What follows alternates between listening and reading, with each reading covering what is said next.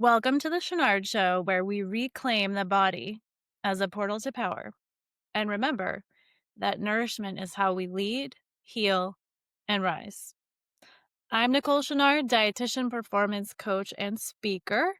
My clients for over a decade have expressed in sessions how confusing food is to them. Let me explain why. Food has always been more than sustenance. It's power, it's control, it's love, and it's leverage. When I look back at history, I see how the human story of nourishment has never just been about what we eat, but who gets to eat. And that right now feels eerily relevant because we're in a moment, politically, globally, even personally, where nourishment and scarcity are being weaponized again. Let's start there. In the American Revolution, food was both survival and strategy. The Continental Army was often starving, not because there was no food, but because supply lines were deliberately disrupted. British forces burned crops and seized livestock to weaken resistance. George Washington himself wrote that the lack of provisions was a greater threat than the enemy's bullets. And yet, communal baking, foraging, and farming became acts of rebellion. The simple act of feeding one another, of breaking bread, was an act of freedom. The French Revolution began quite literally with hunger.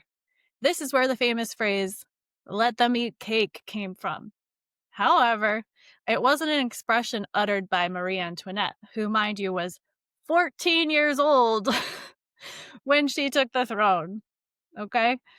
Really, it was the English translation of the French expression qu'il mange de la brioche, a symbol of the aristocracy's disconnect and indifference to the poor.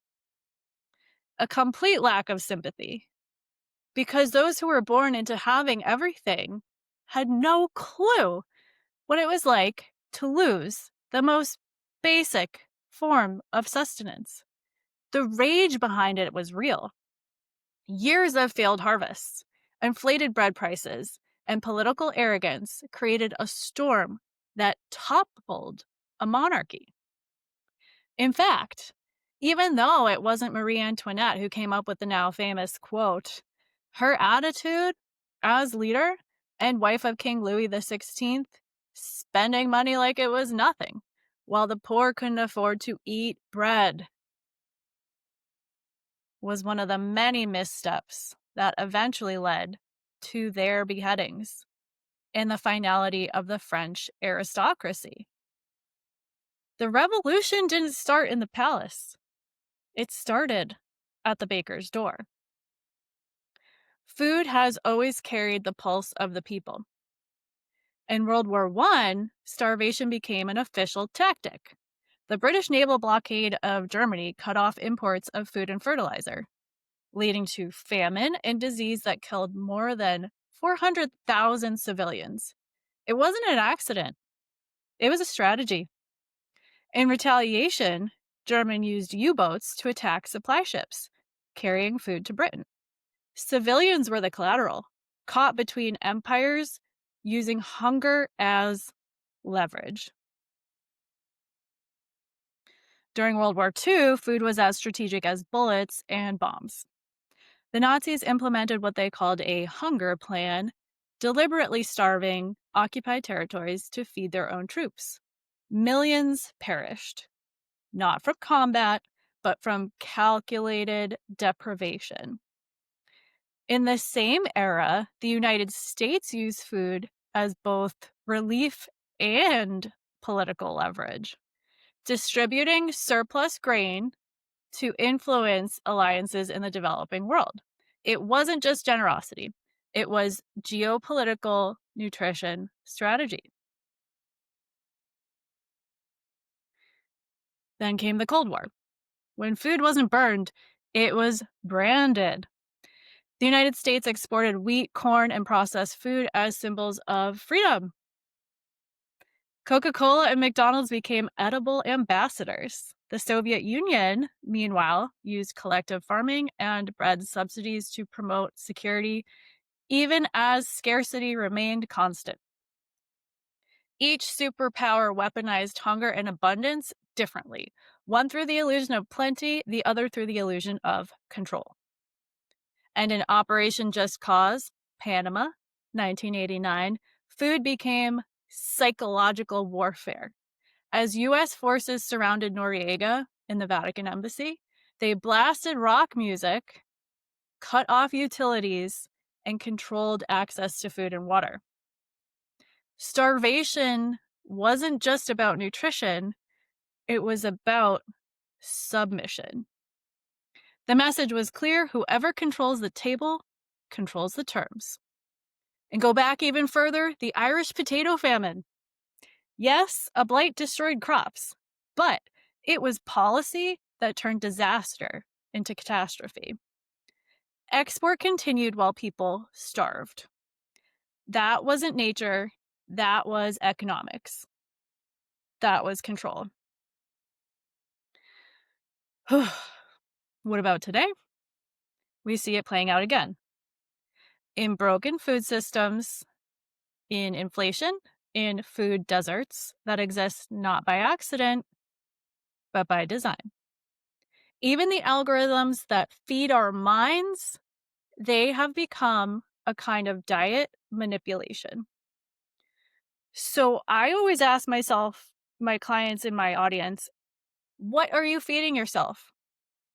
Not just on your plate, but in your nervous system, in your media, in your relationships. Because nourishment and sovereignty are linked.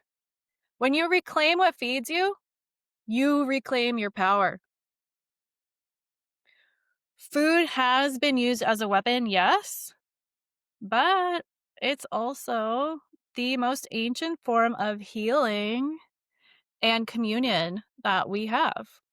Every time you choose to nourish rather than numb, to create rather than consume, you are rewriting that history. That is the revolution. And it starts in the body, your body, right now. We are now living in another kind of food war, not one fought with rifles, but with algorithms, subsidies, and scarcity disguised as convenience. We are disconnected from the source, and when you're disconnected from what feeds you, you're easier to control. Do you know where your food came from? So what's the antidote? It's not just policy, it's intimacy. It's slowing down. It's reclaiming the right to nourish ourselves consciously and collectively. Because every revolution begins at the table. The American one did, the French one did, and maybe ours will too, not through violence, but through reclamation. For example, one action step you absolutely have power over today is buying more products locally or growing your own.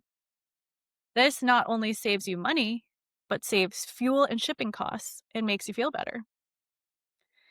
We just moved into the age of Aquarius, which means the people have the power.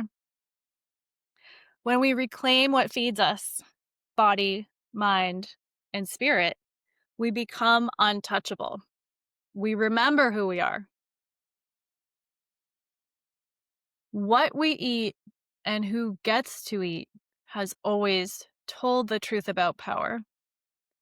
The next time someone says, it's just food, remember, food has started revolutions, ended empires, and defined who gets to thrive. This is Nicole reminding you that nourishment is your birthright, not a bargaining chip. And feeding yourself in truth, in relationship, in embodiment is the most potent form of revolution there is. If this episode lit something up in you, share it with someone who needs to hear it. This channel is for those of us rewriting what power and nourishment look like together. So hit subscribe and drop a fire emoji in the comments if you're reclaiming your own nourishment.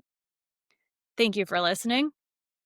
For more information about me and what I do, head over to NicoleChenard.com and follow me on Instagram at Nicole.Chenard. Thank you.